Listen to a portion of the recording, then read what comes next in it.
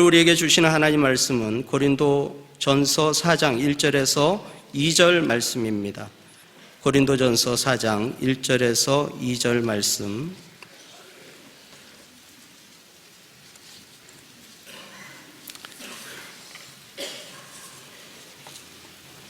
다 찾으셨으면 한 목소리로 같이 읽도록 하겠습니다. 사람이 마땅히 우리를 그리스도의 일꾼이요 하나님의 비밀을 맡은 자로 여길지어다. 그리고 맡은 자들에게 구할 것은 충성이니라. 아멘. 이 시간에는 이현모 목사님 나오셔서 충성이라는 제목으로 말씀 전해 주시겠습니다.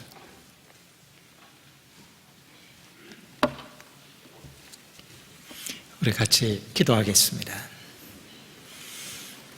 아버지 하나님, 사도 바울이 고린도 교회에 주신 말씀을 오늘 아침 저희들이 봉독했습니다.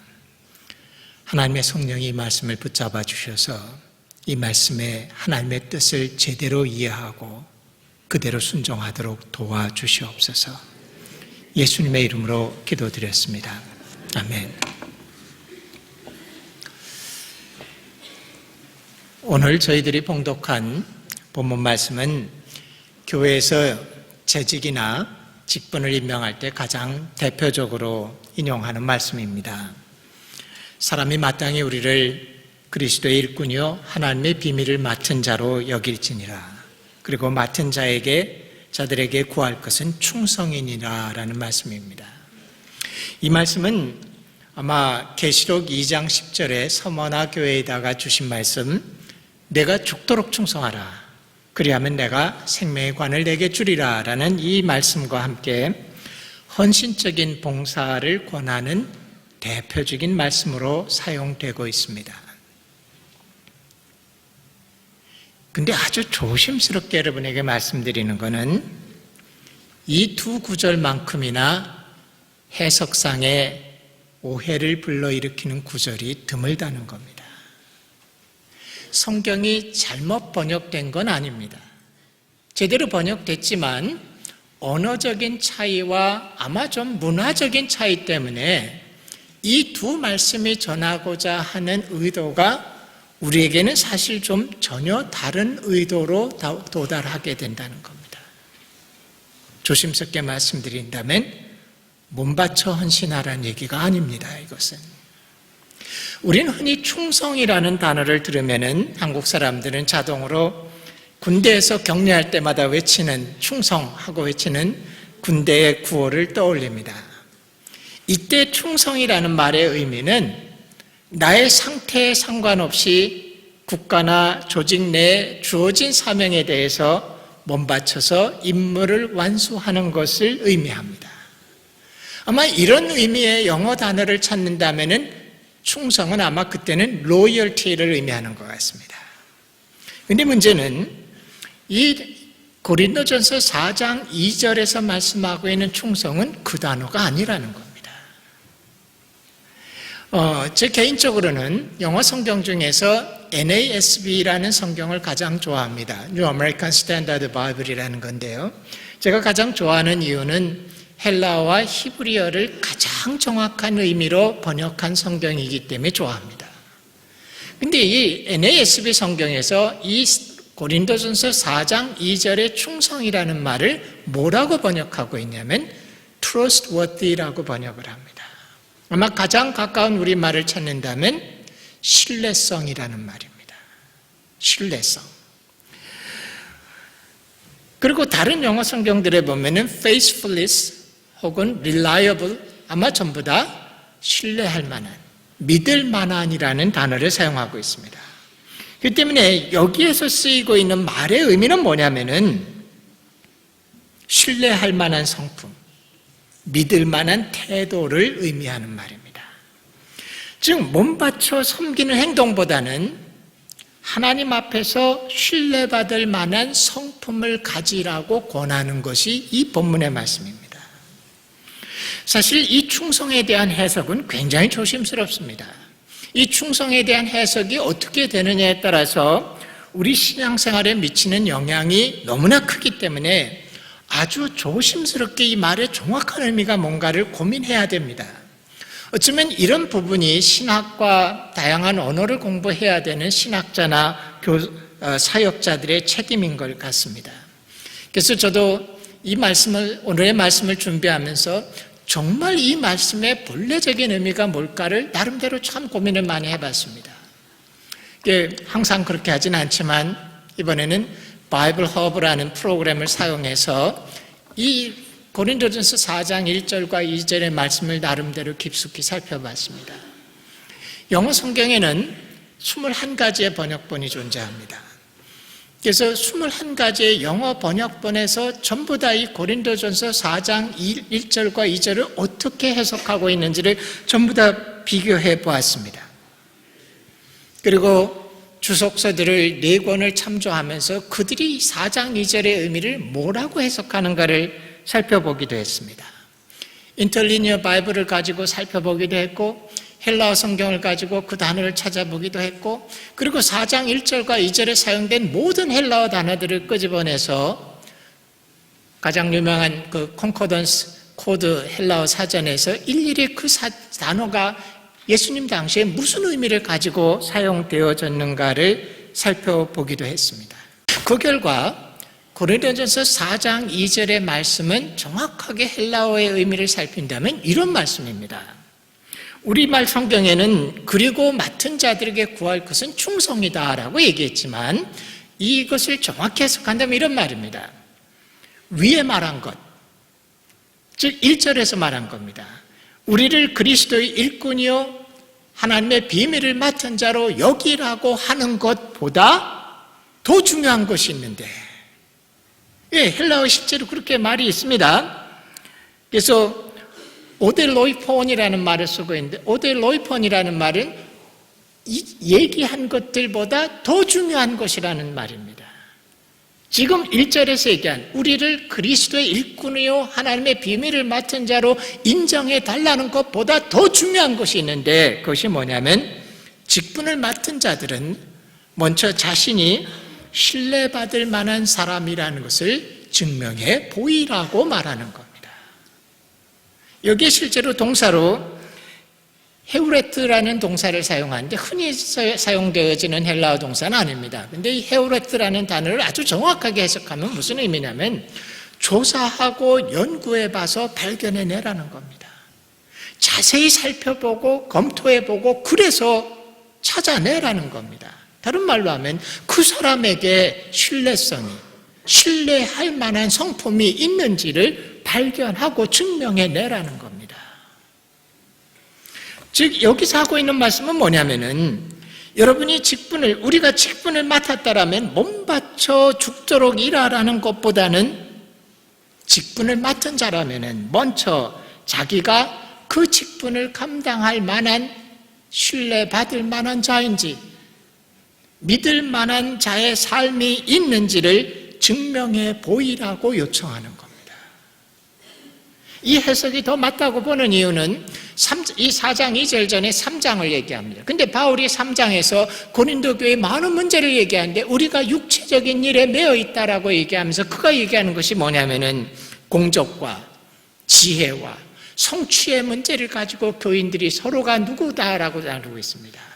그저 바울이 얘기하는 건 우리도 하나님의 일을 맡은 자로 당연히 여김을 받아야 되지만 그 일꾼으로 맡음을 받은 자라면 너희들이 신뢰받을 만한 자인지 믿을 만한 자인지 그런 삶이 있는지 그런 성품이 있는지에 대해서 먼저 증명해 보이라고 요청을 하고 있는 겁니다. 사실 우리가 흔히 쓰는 계시록 3장 20절에 서머나 교회를 향해서 죽도록 충성하라는 말도 크게 오해하는 말입니다.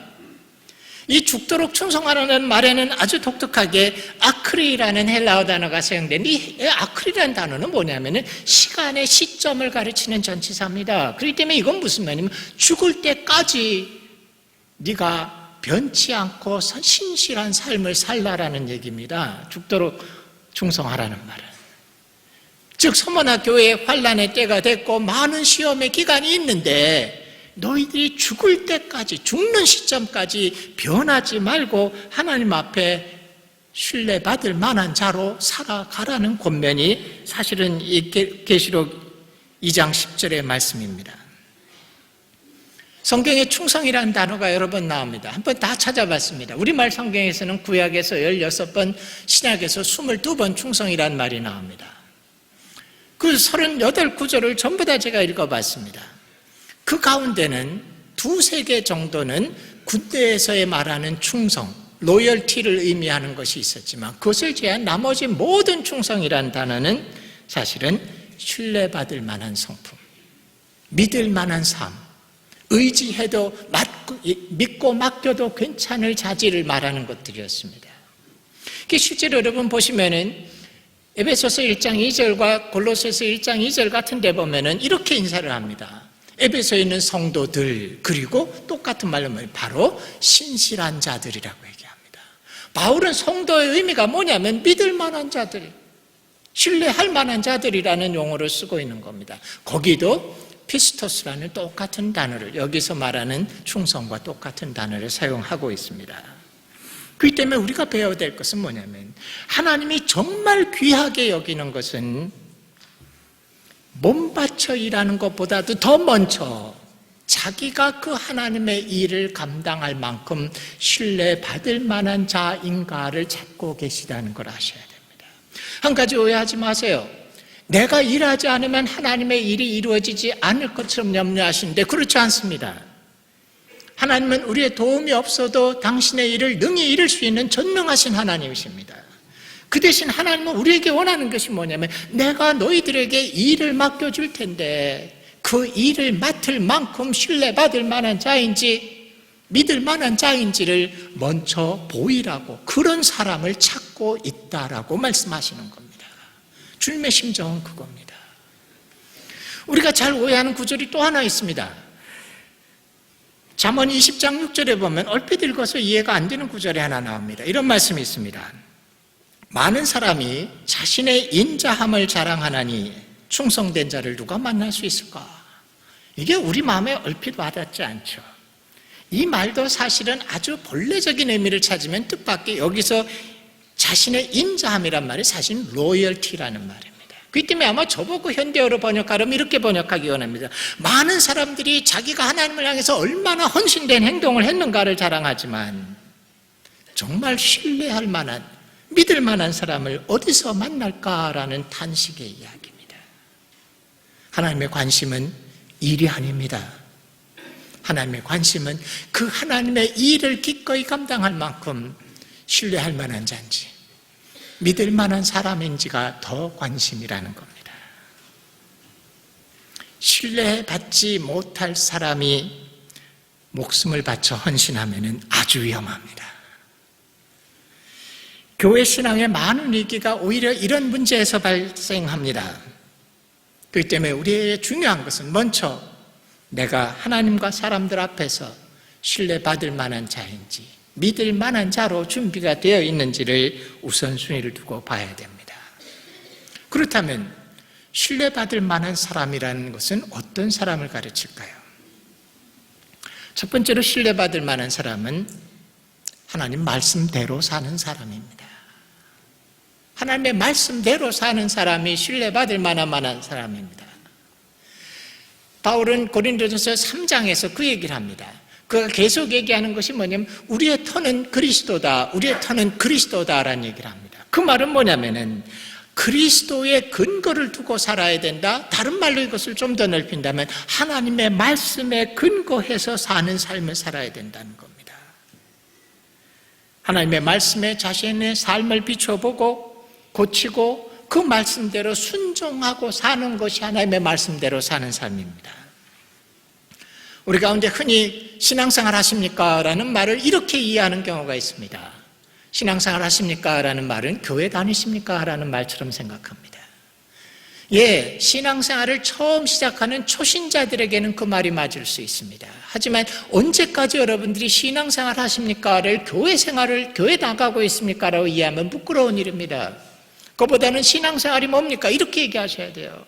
하나님의 말씀을 배우고 하나님의 말씀을 알아서 그대로 순종하고 사는 삶이 신앙생활입니다.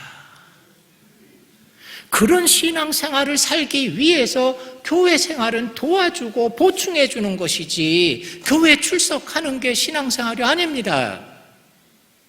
하나님의 말씀을 배우고 하나님의 말씀을 알아서 그대로 순종하고 사는 게 신앙생활이라는 겁니다. 한국교회는 기도를 많이 하는 교회로 전 세계에 알려져 있습니다. 자랑스러운 일입니다. 하지만 우리가 말하지 않는 어두운 면이 있습니다. 기도의 삶에 비해서 말씀에 순종하는 면은 너무나 약한 교회입니다. 근데 중요한 것은 기도와 말씀 중에서 굳이 하나를 더 앞서 가야 된다면 말씀이 앞에 가야 됩니다. 말씀이 앞에 가고 기도가 그 말씀의 범주 안에서 이루어져야지만 건강한 신앙생활이지. 말씀이 따라오지 않는 가운데 말씀이 기도보다 앞서가는 것은 위험한 신앙이 될 수 있습니다. 그 때문에 우리가 말씀에 근거한 하나님의 말씀에 비추어보고 말씀에 순종하고 말씀대로 산다. 그것이 신뢰받을 만한 사람이라는 겁니다. 그 때문에 매일 아침 기도만 하고 끝나지 마시고 매일 말씀을 읽고 그 말씀대로 살아가려고 애를 써보십시오. 저는 신앙생활 한 지가 38년입니다. 가만히 생각해보니까 그저께가 제가 꼭 만 38년이 되는 해였습니다.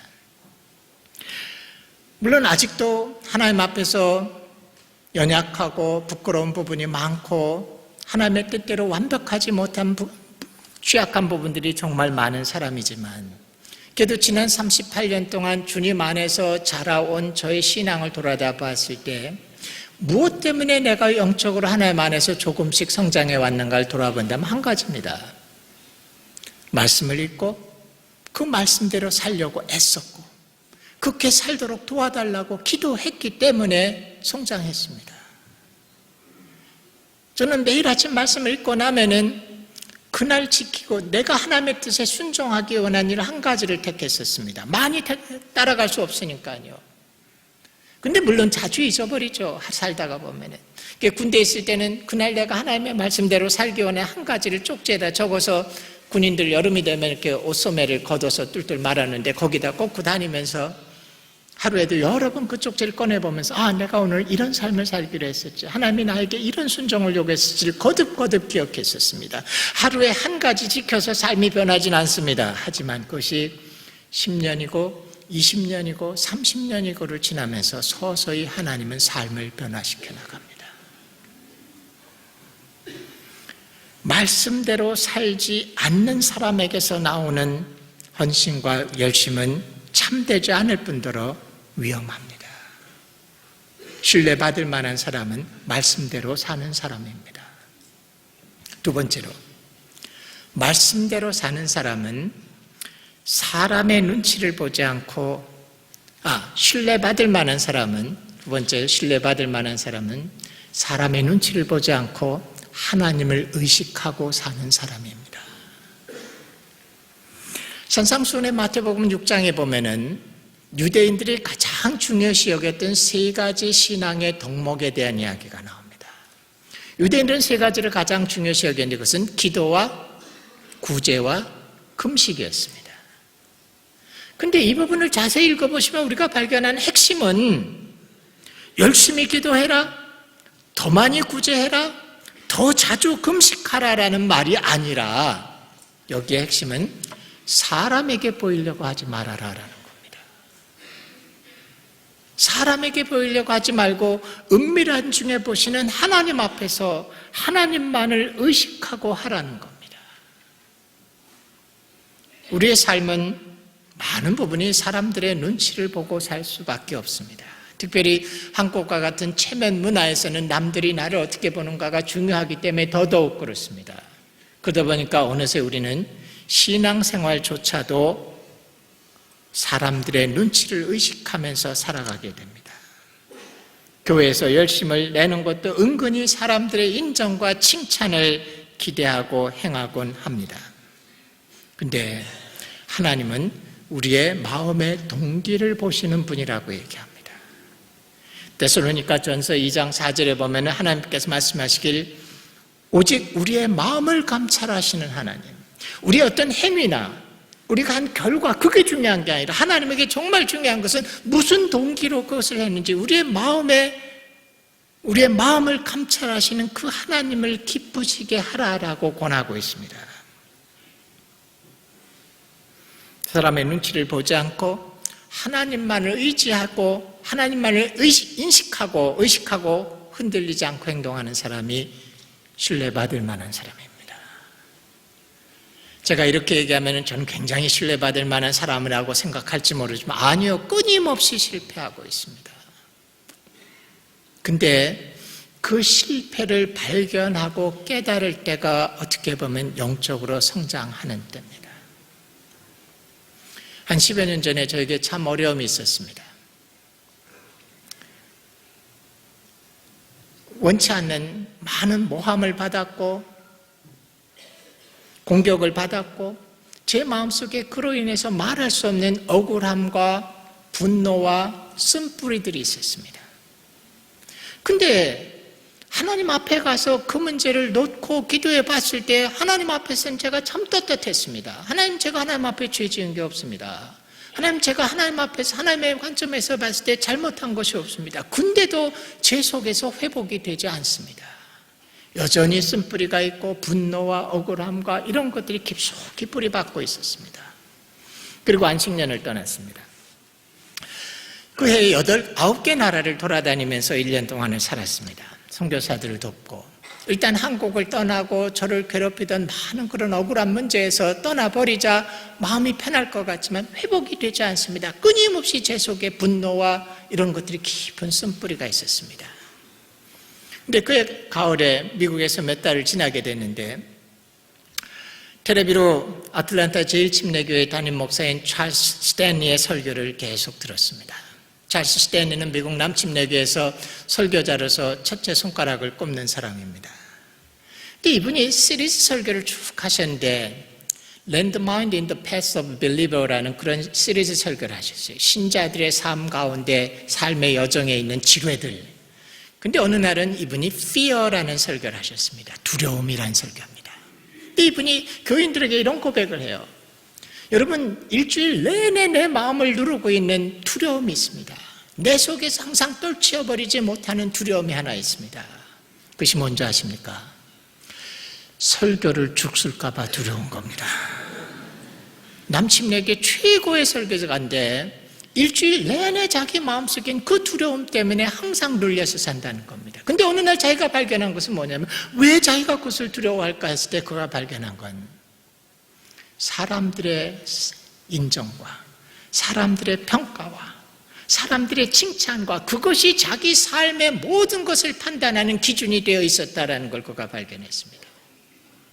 그것 때문에 힘들어하고 그것 때문에 두려워하고 그것 때문에 실패할까지 하나님을 두려워하거나 하나님을 의식하는 것이 자기 삶에 없다는 걸 고백했습니다. 근데 그 설교를 들으면서 제가 똑같은 고백을 하나님 앞에 하게 됐습니다. 하나님 맞습니다. 왜 내가 이렇게 하나님 앞에서 떳떳하다고 느꼈는데 내가 죄짓지 않았다라고 느꼈는데 왜 이렇게 내가 억울하고 분노하고 왜 내 속에서 회복이 일어나지 않습니까? 했을 때 제가 발견한 건 어느새 저도 겸손한 척 신앙생활을 했지만 마음속 깊숙이 있는 것은 뭐냐면 나를 향한 사람들의 평가, 사람들의 인정, 사람들의 칭찬, 이 모든 것들이 저를 좌지우지하고 있는 기준이라는 걸 발견하게 됐습니다. 그리고 하나님 앞에 아주 깊숙한 고백을 했습니다. 하나님 아닙니다. 내가 사람들의 눈치와 사람들을 의식하기보다는 하나님 앞에 떳떳하면 그걸로 됐습니다. 근데 그때 비로소 제 속에서 쓴뿌리가 빠져나가는 걸 발견했습니다. 하나님만을 의식하고 사는 사람들은 자유롭습니다. 물론 그 하나님만을 의식하고 산다는 말은 다른 말로 하면 하나님의 말씀에 근거한 삶을 산다는 말입니다. 하지만 그렇게 살았을 때 하나님 앞에서 하나님만 의식하고 살고 사람들의 눈치를 보지 않았을 때 내가 무엇을 해야 될지 무엇을 안 해야 될지 내가 여기에 참여해야 될지 여기에 참여하지 않아야 될지 그때마다 저는 사람들의 눈치를 보기보단 하나님을 의식하고 행하고 떳떳하고 자유롭고 흔들리지 않습니다. 근데 그것이 바로 바울이 4장 2절 다음에 4장 3절에 얘기하고 있는 겁니다. 다른 사람들의 판단이 내게는 매우 작은 일이라. 그는 하나님 앞에 떳떳한 것을 하나님을 의식하는 것에 자기의 모든 가치관을 뒀지 사람들의 눈치를 보지 않았습니다. 그렇기 때문에 그는 하나님의 사람이 됩니다. 신뢰받을 만한 사람은 사람의 눈치를 보는 게 아니라 하나님을 의식하고 사는 사람입니다. 마지막으로 신뢰받을 만한 사람은 삶의 모든 영역에 일관성이 있고 말과 행동이 일치하는 사람입니다. 여기선 이렇고 저기선 이런 일관성이 깨지면 신뢰할 수 없는 사람입니다. 교회에서는 열심이고 직분을 맡아서 밝고 친절하게 섬기는데 가정에서는 짜증이 많고 화를 잘 내고 자녀들에게 무관심한 사람들이 있습니다. 교회에서는 천사인데 남편에게, 아내에게는 전혀 밝고 친절하게 대하지 않는 사람도 있습니다. 뜨거운 신앙을 가지고 있는 것 같아 보이는데 직장 생활에서는 정직함도 성실함도 보이지 않는 사람도 있습니다. 그리스도인의 가장 연약한 부분이 교회에서 하는 말과 교회 밖에서 행동하는 것이 일치하지 않는 겁니다. 마태복음 23장에 보면 예수님께서 아주 통렬하게 서기관과 바리새인들을 책망하시는 부분이 나옵니다. 근데 이들을 뭘 갖고 책망하셨습니까? 열심이 없기 때문에? 아니요. 하나님이 책망하신 건 그들이 말과 행동이 다르기 때문이란 겁니다. 무엇이든지 그들이 말하는 바는 행하고 지키되 그들이 하는 행위는 본받지 말라. 그들은 말만 하고 행하지 않는다라고 얘기합니다. 어쩌면 오늘날에 우리는 수많은 바리새인들과 서기관들의 모습을 여전히 가지고 있는지 모릅니다. 이미 돌아가셨지만 고려대학교 경영학과 교수였고 KDI 원장이었던 김인수 교수님이 언제 이런 얘기를 하셨습니다. 그분이 자기 연구 과정 중에 하나를 직장인들의 근무 태도에 영향을 미치는 요인을 분석하는 그런 연구를 하셨습니다.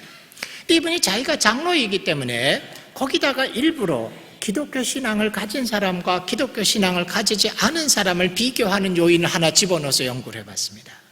결과가 이렇습니다. 나이 영향을 미친답니다. 남자냐 여자냐 영향을 미친답니다. 학력이 어떠냐 영향을 미친답니다. 어느 지방 출신이냐 영향을 미친답니다. 근데 기독교 신앙을 가졌다는 것과 기독교 신앙을 안 가졌다는 건 아무 영향을 미치지 못하더라는 겁니다.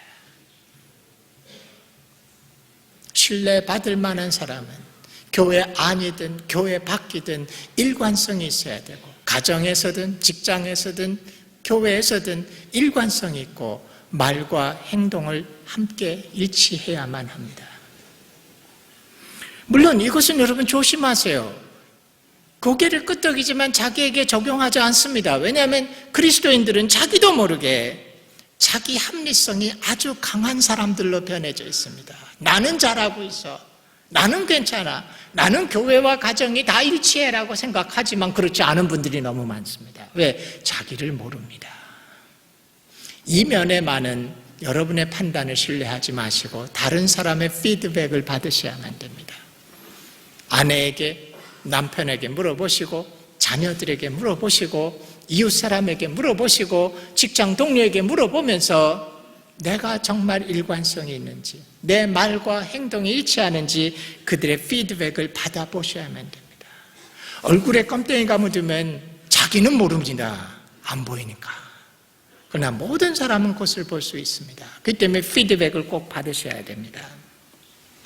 근데 중요한 얘기를 해보죠. 모든 삶의 영역에 일관성이 있어야 되고 모든 말과 행동이 일치해야 됩니다. 근데 실제로 우리가 모든 면에서 그렇게 성실하게 완벽하기에는 에너지가 부족합니다. 요즘 미생이라는 드라마가 아주 인기죠. 저는 미생을 안 봤더니 와이프가 사람 좀 모자란 사람으로 취급을 하는데 현실을 모른다. 근데 어느 날 밤에 자다가 나왔더니 와이프가 깜깜한데 텔레비를 보고 있는데 울고 있어요. 그래서 제가 무슨 큰일이 생겼는가 놀래서 무슨 일이냐고 물어봤더니 미생을 보다가 너무 불쌍해서 운답니다. 예, 그 뒤로 제가 조금 환경이 좋아졌습니다. 우리 남편도 저렇게 힘들게 사는구나라고 와이프가 불쌍히 여겨져서 상당히 좋긴 한데 세상이 만만하지 않습니다. 신앙만 목숨 거는 거 아니라고요. 직장도 목숨 걸고 살 수뿐이 없는 아주 쉽지 않은 세상입니다. 근데 이 모든 걸 다 완벽하게 하기엔 우리에게 에너지가 부족합니다. 그러므로 일관성을 유지하기 위해서는 에너지를 관리하고 분배하셔야만 됩니다. 직장에서 너무 열심히 일했기 때문에 가정과 교회를 소홀히 하는 건 잘못된 일입니다. 근데 그것을 뒤집어 말하는 것도 진리란 걸 아셔야 돼요.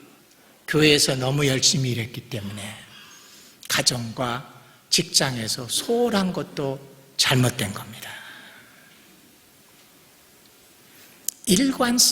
우리의 에너지가 제한되어 있기 때문에 일관성을 유지할 수 있을 만큼만 에너지를 관리하고 살으셔야 됩니다.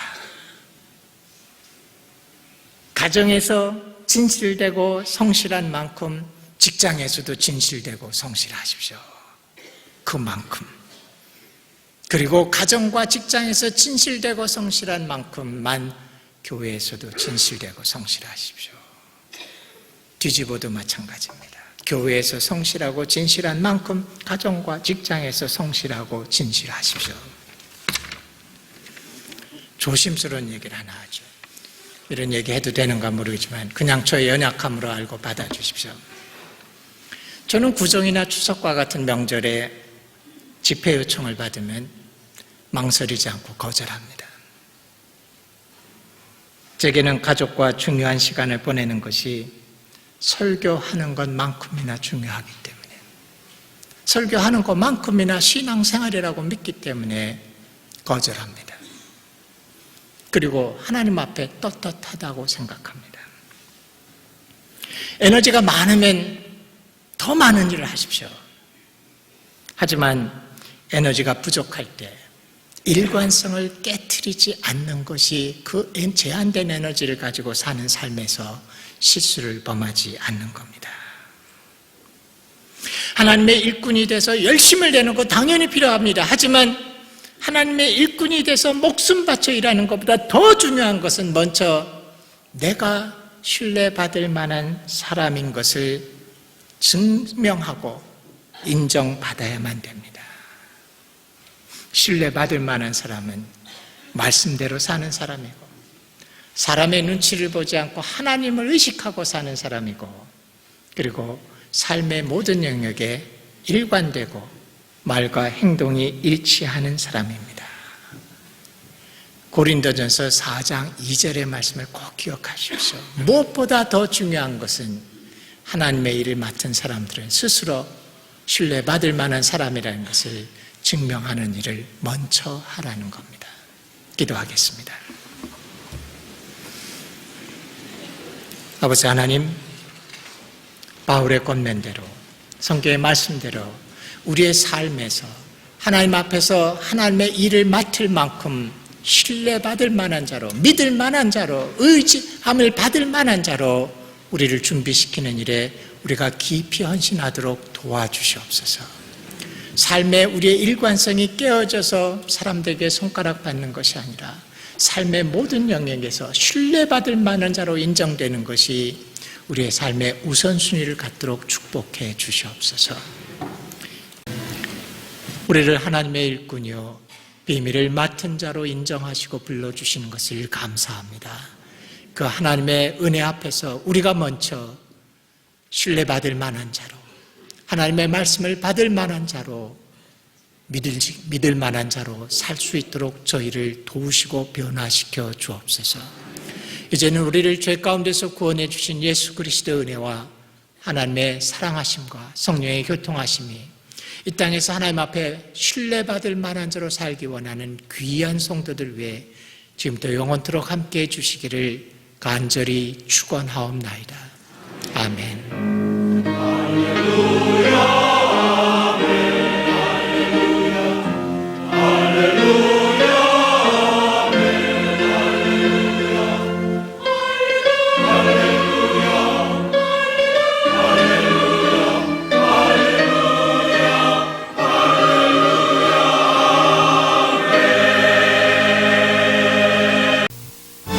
한국교회 대부흥 다시 온다. CTS 대전 방송은 한국교회 어두운 목회 현실을 극복하고 작은 교회의 새 힘이 되고자 실천 목회 아카데미를 개최합니다.